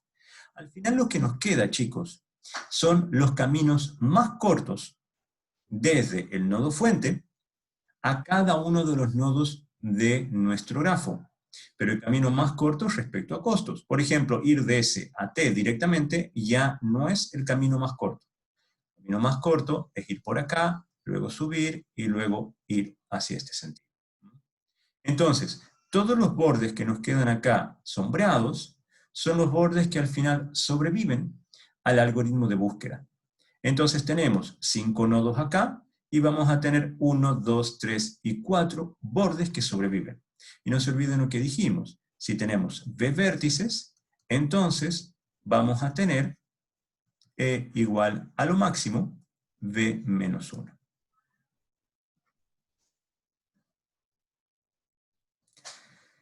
Y con eso nosotros terminamos. Bueno, también nos tendríamos que terminar de ver qué es lo que pasa con Z en este caso. Fíjense que Z originalmente tenía un valor de 2, pero si ahora volvemos, lo hacemos directamente desde T hacia Z, tenemos 2 menos 4, nos queda menos 2. Entonces acá también se nos va a actualizar. Y nosotros terminamos de ejecutar este algoritmo cuando hayamos hecho este for con, en este caso, con los 4 vértices que teníamos que evaluar. Si nosotros seguimos ejecutando, va a seguir bajando los costos, ¿sí? Pero lo que va es que ya no va a cambiar el camino que hemos encontrado. Vamos a ver la contraparte de esto. Por un lado tenemos el de Bellman, que tiene un costo de B por E, y por otro lado vamos a tener el algoritmo de Dijkstra, que es uno de los más usados, ¿sí? El algoritmo de Dijkstra desde ya no funciona con ciclos, ¿sí? Tenemos que tener, bueno, o sea, podría funcionar de hecho con ciclos positivos, pero la cuestión es que no podemos tener pesos negativos, ¿sí? Solamente vamos a trabajar con pesos positivos. Idealmente sin ciclos, por supuesto. Aquí tenemos la inicialización y aquí tenemos la relajación. Es la misma relajación que utilizamos para Bellman. Vamos a ver cómo funciona entonces el algoritmo de Dijkstra, que tal vez ustedes ya los implementaron varias veces, nada más que en otros contextos, ¿sí? Primero lo que hacemos es inicializar y luego generamos acá un conjunto S, que lo vamos a poner como un conjunto vacío, y el conjunto de los nodos. Mientras el conjunto de los nodos sea diferente del vacío, vamos a extraer un nodo cualquiera. De hecho, extraemos el nodo mínimo. Ya vamos a ver cómo es eso. Vamos a llamar U, y ese nodo mínimo es el que nosotros vamos a poner en S. Entonces, aquí nosotros tenemos una especie de stack, donde lo vamos a ir llenando con los nodos de costo mínimo. Y luego, para cada vértice que pertenecen a los grafos, ¿sí? Nosotros vamos a aplicar la técnica de relajación. Vamos a ver cómo funciona esto, porque en realidad ustedes lo que es la codificación del algoritmo de Dijkstra está súper resuelta, no necesitamos verla, en realidad no necesitamos programarlo. Entonces lo tienen tanto en MATLAB, en Python, en C, en Java, en lo que se les ocurra básicamente. Vamos a ver entonces cómo es que funciona este algoritmo de Dijkstra y cómo nosotros podemos extraer. Cuando decimos extraer el costo mínimo, fíjense, es porque nosotros ejecutamos este for, relajamos para todos nuestros bordes y extraemos al final el nodo que tenga el mínimo costo. Solamente eso. Vamos a ver cómo funciona y vamos a ver también a qué les hace acordar esto. Partimos del nodo fuente o el nodo raíz y tiene valor 0. No se olviden que tenemos ya los costos de cada uno de los bordes y todos los nodos que no sean el nodo raíz tienen un costo inicial infinito. Entonces tenemos que encontrar ahora el camino del nodo S a cualquier camino de nuestro grafo, perdón, a cualquier nodo de nuestro grafo, pero con el mínimo costo. Entonces vamos a partir primero con los adyacentes. Vemos que el costo del nodo Y es 5 y el costo del nodo T es 10. Son los nodos adyacentes al nodo S. Lo mismo que hicimos en el caso anterior. Ahora fíjense, nos vamos a concentrar en este nodo. El costo en sus nodos adyacentes para volver acá no podemos. Entonces no lo vamos a evaluar. De hecho ya está visitado. No tenemos por qué visitarlo. Vamos a evaluar el nodo T. El costo es 3. Antiguamente, el costo del nodo T era 10. Como acabamos de 5 más 3, 8, entonces vamos a reemplazar el costo 10 por el costo 8. Listo. El costo infinito acá, por supuesto, no importa lo que dé, igual lo vamos a reemplazar. 9 más 5, 14. Y el costo acá es 5 más 2, 7, y reemplazamos. Bien. Ahora vamos a ir al nodo 7 y vamos a ir a los adyacentes, al nodo 7. El adyacente al nodo 7 es nada más que el nodo 13. No podemos volver acá, no podemos cambiarle el costo del nodo 0 y aparte ya está visitado. Por lo tanto, este borde no lo vamos a considerar. El adyacente que tenemos es el X. 5 más 2, 7, más 6, 13. Antiguamente 13 valía 14, por lo tanto vamos a reemplazar por el menor valor. Y fíjense que 5 nosotros ya visitamos, 7 ya visitamos todas sus adyacencias, el 0 el S también. Vamos a ver ahora el 8, que es el que nos queda pendiente, hasta ahora al menos. En el 8 vamos a ver sus adyacencias. Tenemos adyacente al 5, ¿sí? Pero ya está visitado, y fíjense, en este caso 8 más 2, 10, no nos conviene, no lo vamos a cambiar. Entonces, 8 más 1, 9, X valía 13, 9 es un número menor, entonces lo vamos a reemplazar, y no nos quedan más adyacencias por visitar. Entonces vamos a evaluar ahora la última que nos queda, que es el nodo X. El nodo X no tiene adyacencias, ¿sí? A ver, la tiene al Z, pero X vale 9, más 4, 11, entonces no lo vamos a reemplazar. Nos queda entonces que no hay nada para evaluar y podemos cerrar el algoritmo. Lo que está en líneas sombreadas, bordes sombreados, son los caminos más cortos. Por ejemplo, para ir de S a T, no me conviene ir por acá, sino que me conviene ir a través del nodo Y llego al nodo T, porque tengo de costo menor hacer el camino directo. Entonces, lo que nos ha encontrado el algoritmo de Dijkstra, fíjense, son los caminos con los menores costos que a mí me permite llegar a cualquiera de los nodos que tenemos en nuestro grafo. El algoritmo de Dijkstra es bien entretenido. Yo aquí les dejo este GIF que lo saqué de Wikipedia, que también lo utilizo en mis otros ramos, porque el algoritmo de Dijkstra lo enseño bastante. En donde les muestra más o menos cómo vamos evaluando nodo por nodo. Una cosa, el algoritmo de Dijkstra se dice que idealmente que trabaje con nodos que sean direccionables, grafos direccionables. Chicos, esto no es necesario. Ustedes también pueden implementar el algoritmo de Dijkstra con nodos que no tengan dirección. El único criterio que tienen que tener ustedes acá es que una vez que ya han visitado todas las adyacencias de un nodo, no vuelvan atrás. Entonces, por eso yo les dejo acá este mensajicito. ¿A qué les hace acordar la forma en que estamos visitando los nodos en Dijkstra? A ver si alguien me lo dice. Puede ser el tiempo que tardó de pasar de router a router, por ejemplo. No, yo digo la metodología con la que vamos atravesando los grafos. ¿A qué les hace acordar? Yo no sé cómo responderlo exactamente, pero... Bueno, tenemos dos, BFS o DFS, que son las dos técnicas de recorrido de grafos que hemos visto. Ah, ya, ya. DFS. Creo que sí era DFS. O sea, lo que vamos haciendo directamente, a pesar de que aquí aparentaría que estamos haciendo en amplitud, luego nos vamos metiendo en profundidad, viendo cada uno de los nodos. De todas maneras, chicos, no se olviden que BFS y DFS son técnicas de recorrido de nodos. Acá no hay una técnica de recorrido de nodos. Fíjense que lo que hacemos es evaluar todos los vértices, todos. No importa cómo los hagamos, tenemos que evaluar todos los vértices. Y extraer, por supuesto, el vértice con el mínimo costo, que no lo vamos a considerar. Esto que está acá, básicamente es vértice visitado, totalmente visitado, y ya no lo visitamos de nuevo. Bien. El costo computacional, eso ya queda para tarea de ustedes, que lo chequen, debido a que la técnica de recorrido es parecida a DFS, entonces les queda ver efectivamente cuál es el costo que tiene este algoritmo, que no es un costo lineal, ¿sí? Si bien es V más algo, porque hay un for acá de por medio, hay un tema acá que es este Y. ¿Cómo podemos medir el costo de ese Y? Lo que recomiendo hoy para estudiar, prioricen el libro de cátedra. ¿Por qué les recomiendo esto? Porque el libro de cátedra le da más formalidad al estudio de estos algoritmos y sobre todo les va a interesar para aquellos que quieran ver los teoremas tales como la completitud, la alcanzabilidad, la correctitud y demás de este tipo de algoritmos. Entonces, chicos, Lo que es la temática, para mí ha terminado, de lo que es el ramo.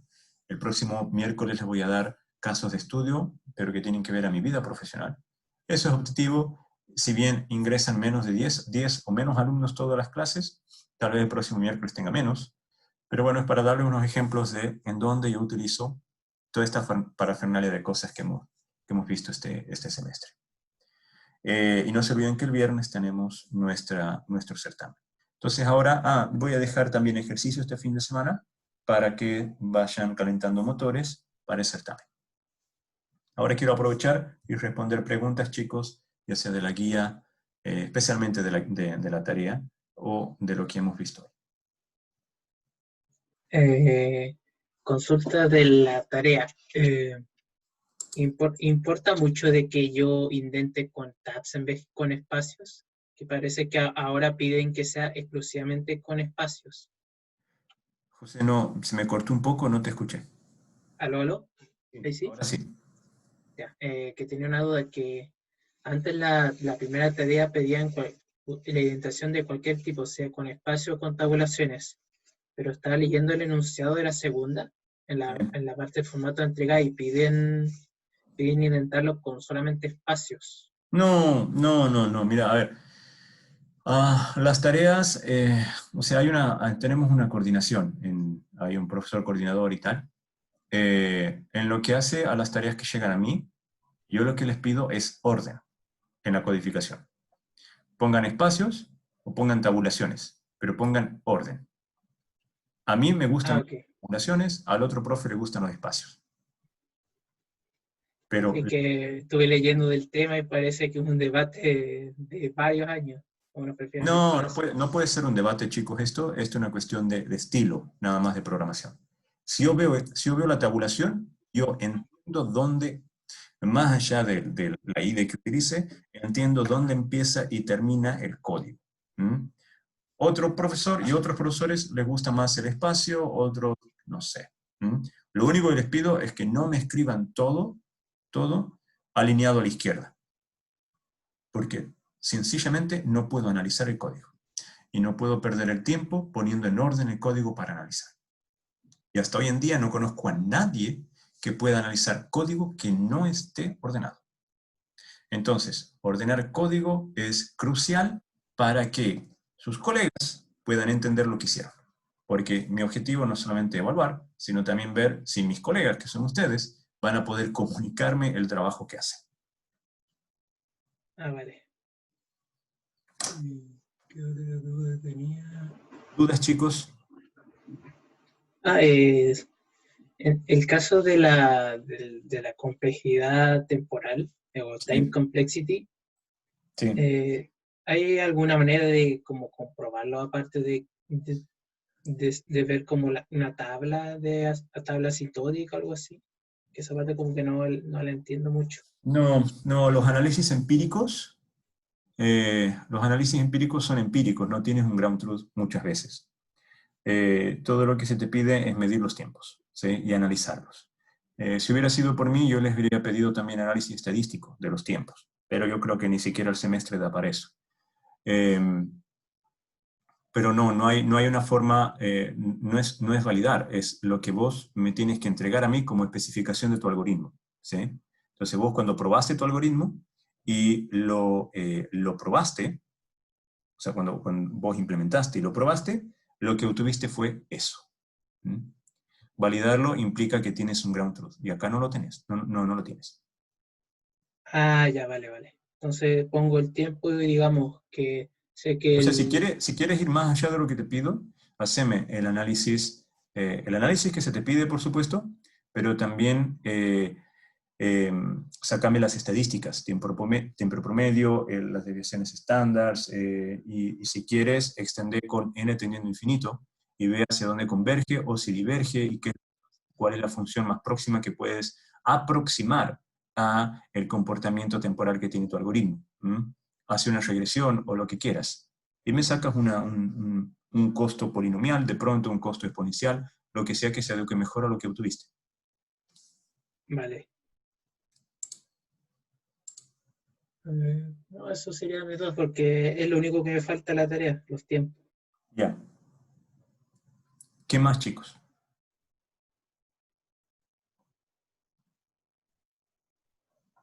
Bueno. Sí, ¿quién? Alonso, dime.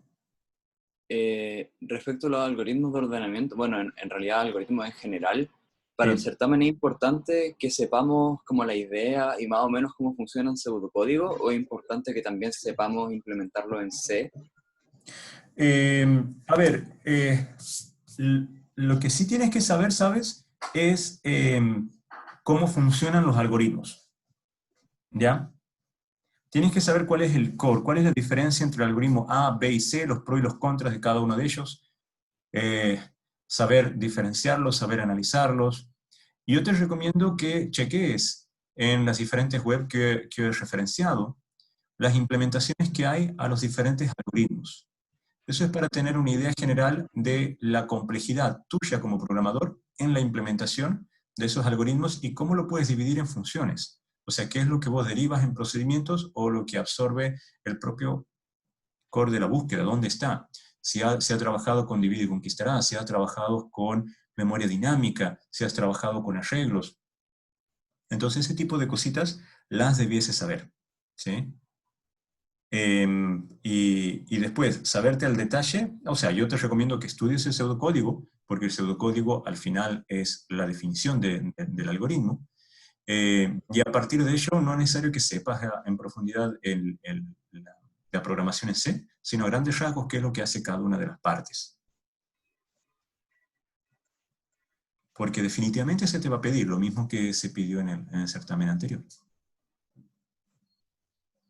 Ah, bien, bien, gracias.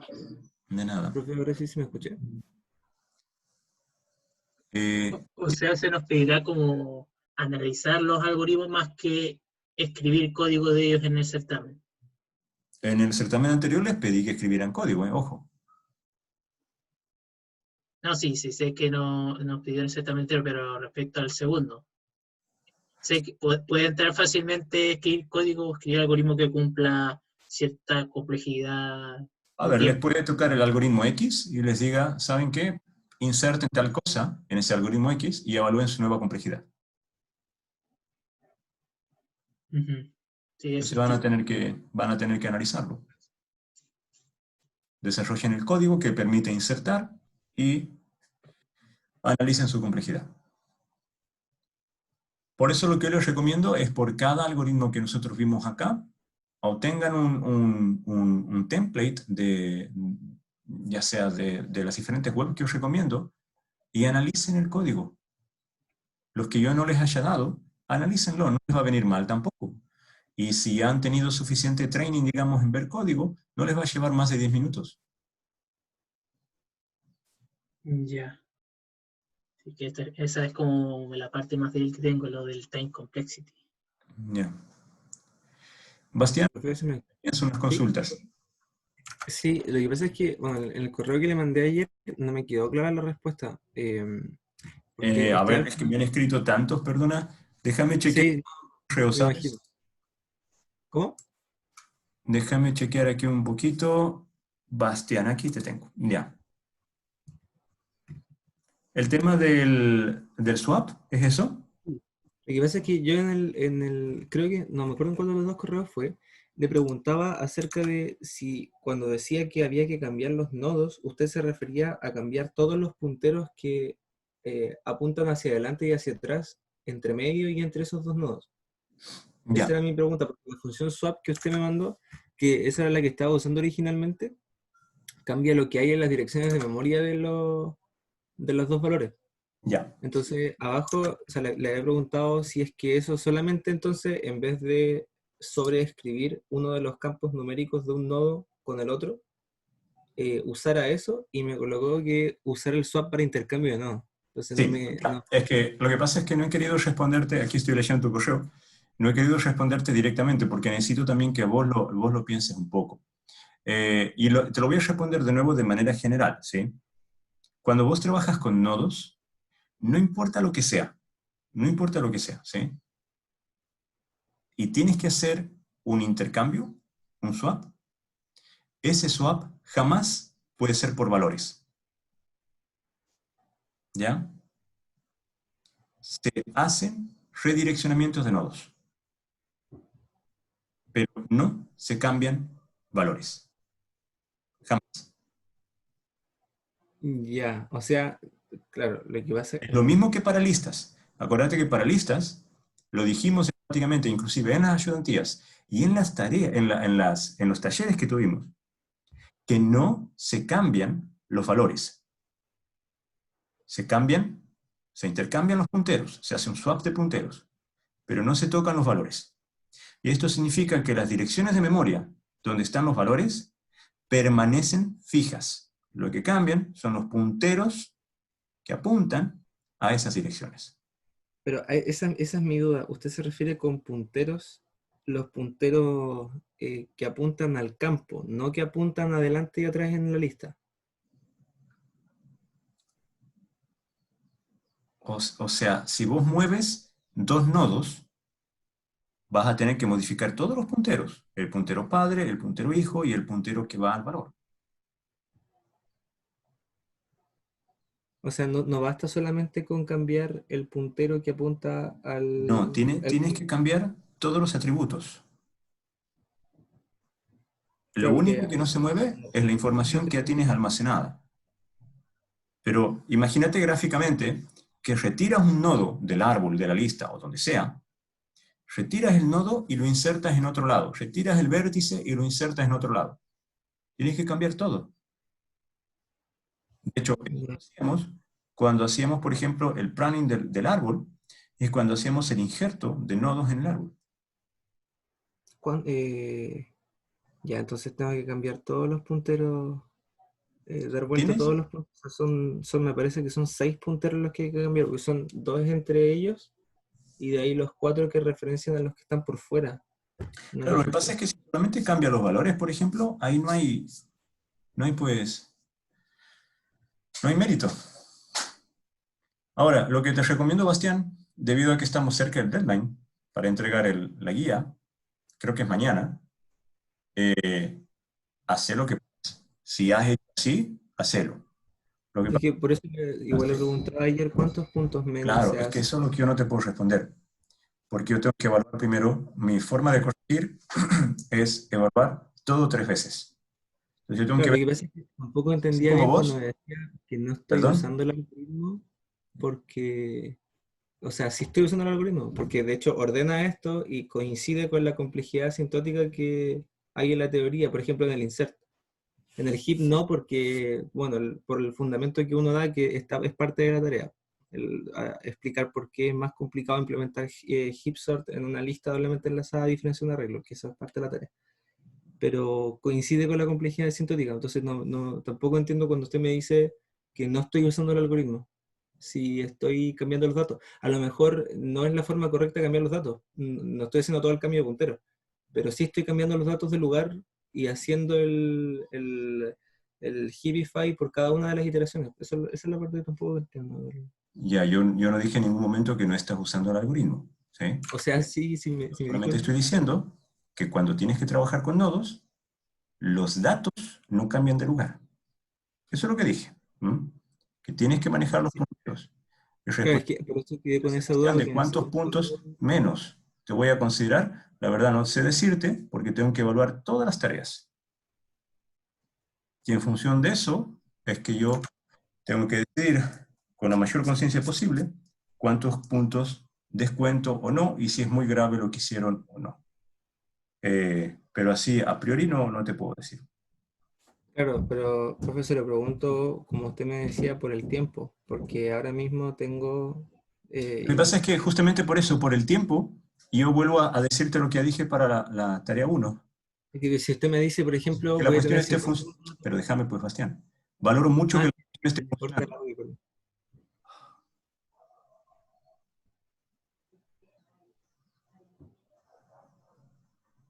Dale, decime. Es que se le corta el audio, entonces lo escucho a Ah, media. ya. Valoro mucho que la cuestión esté funcionando. Eso es lo primero. ¿Sí? Y luego empiezo a ver si está bien. si le ha faltado esto, si no le ha faltado esto otro, si ha seguido, digamos, los procedimientos, si ha seguido las definiciones. Si al final, ¿sabes?, no has podido terminar para mañana, pero todas las cosas funcionan, eso claramente es valorable. Claramente es valorable. Luego tengo que empezar a ver en qué te equivocaste, pero no me estoy diciendo a vos, sino estoy diciendo en general, en qué se equivocaron, en qué está bien, en qué está mal, qué ha faltado acá, cuál es el error de concepto. El error de concepto es grave, como para decir, bueno, no ha entendido el algoritmo, o el error de concepto es solamente que ha buscado, como estás haciendo vos ahora, un atajo de programación. Y bueno, ahí tendré que ver, ¿sabes?, si esto realmente es fatal o no es fatal. Hasta ahora no me ha pasado, en ningún caso, en ninguna tarea, que los errores sean fatales. Por supuesto, han habido ceros, pero no por eso han sido directamente porque no entendieron. Pero si lo tienes funcionando ahora, déjalo así como está, ¿sí? Termina la guía así como la tenés, y si puedes dedicarte a implementar el swap, pero sin modificar la posición en memoria donde están almacenados los datos, hacelo. Y me lo incluyes mañana. Y si no lo logras hacer, al menos incluye el código y comentalo, el código que has logrado construir. Porque mi recomendación es, si ya está funcionando, déjalo así. Ya, vale. Ya voy a hacer eso. ¿Profe? Pero Sí. Bastián, no desesperes. Tranquilo, si ya lo tienes funcionando con valores, no es lo ideal, déjalo así. Intenta hacerlo ahora, conservando la posición en memoria de los valores, porque es la que no tenemos que cambiar nunca. Y eso, y me lo pones como un anexo, comentalo y me lo explicas. Vale. Diego. Profe, hay que analizar, esa parte no me quedó muy clara. Nosotros construimos un código que obviamente va a ser distinto al que vimos en clase, y debemos analizar la complejidad algorítmica que tiene nuestro código, ¿o no? Sí. Pero de forma analítica, haciendo nuestro código, que es distinto al que vimos en clase, haciendo, no sé, teta de 1, teta de n, sumando los costos y ver qué costo tiene. Sí. Compararlo con el visto en clases y ver si nuestro análisis como teórico coincide con el experimento. ¿De cuál tarea me estás diciendo? Voy a intentar responderte rápido porque en 5:30 tengo mi otro curso. La de ahora, la de No, ahora. yo sé. ¿Cuál ejercicio? Perdona, me Ah, expresé mal. la 2 o la 3, que se refieren a lo mismo. Si coincide, si Ya. coincide. Déjame que lo abra.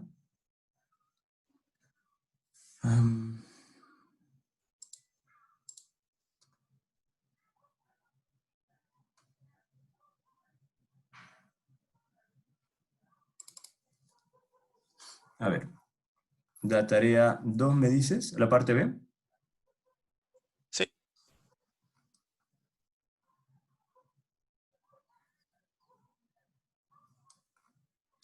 Para la parte B, cuando yo te pido la complejidad, es lo que me preguntaba José. Ojo, es la empírica. Que midas los tiempos. ¿Ya? Y para la parte C, déjame que lo recuerde.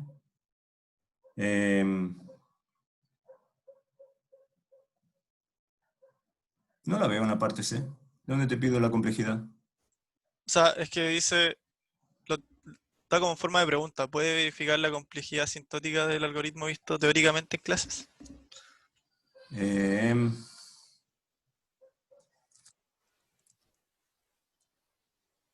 Aquí está. Estaba en azul, de hecho.